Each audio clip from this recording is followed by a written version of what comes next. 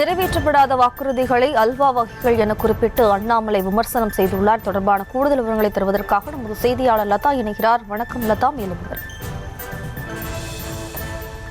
இன்று திருநெல்வேலியில் பேசுகையில் தமிழ்நாட்டிற்கு நிதியும் கிடைக்காது, நீதியும் கிடைக்காது என்று குறிப்பிட்டிருந்தார். மேலும் திருநெல்வேலி அல்வாதான் உலகம் முழுவதும் ஃபேமஸ், ஆனால் மத்திய அரசு கொடுக்கும் அல்வா அதைவிட ஃபேமஸ் என்று அவர் பேசிய ஒரு நிலையில தற்பொழுது பாஜக மாநில தலைவர் அண்ணாமலை திமுக அரசு தேர்தல் வாக்குறுதிகளில் நிறைவேற்றாத தேர்தல் வாக்குறுதிகள் என குறிப்பிட்டு திமுக அரசு கொடுத்த அல்வா என குறிப்பிட்டு அந்த பட்டியலை வெளியிட்டிருக்கிறார். திருநெல்வேலி உள்ளிட்ட தென் மாவட்ட மக்களை வெள்ளத்தில் தத்தளிக்க விட்டுவிட்டு இந்திய கூட்டணி கூட்டத்தில் சமோசா சாப்பிட டெல்லி வர சென்றீர்களே என்று கடுமையாக சாடியிருக்கிறார். மேலும் பார்த்தோம்னா வெள்ளத்தால் பாதிக்கப்பட்ட பொதுமக்களிடம் சென்று உங்கள் டிராமா மாடல் அரசின் பொய்களை பரப்ப வேண்டாம் என்றும் குறிப்பிட்டிருக்கிறார். மேலும் அல்வா வகைகள் என குறிப்பிட்டு கல்வி கடன் தள்ளுபடி, பயிர் கடன் தள்ளுபடி, அதே போல 5 சவரன் வரையிலான நகைக்கடன் முழுமையாக தள்ளுபடி, சிலிண்டர் விலைக்கு மானியம், அதாவது 100 ரூபாய் மானியம்,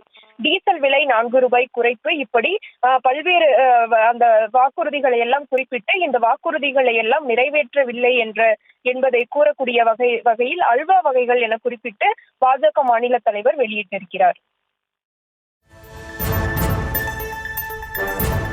விவரங்களுக்கு நன்றி லதா.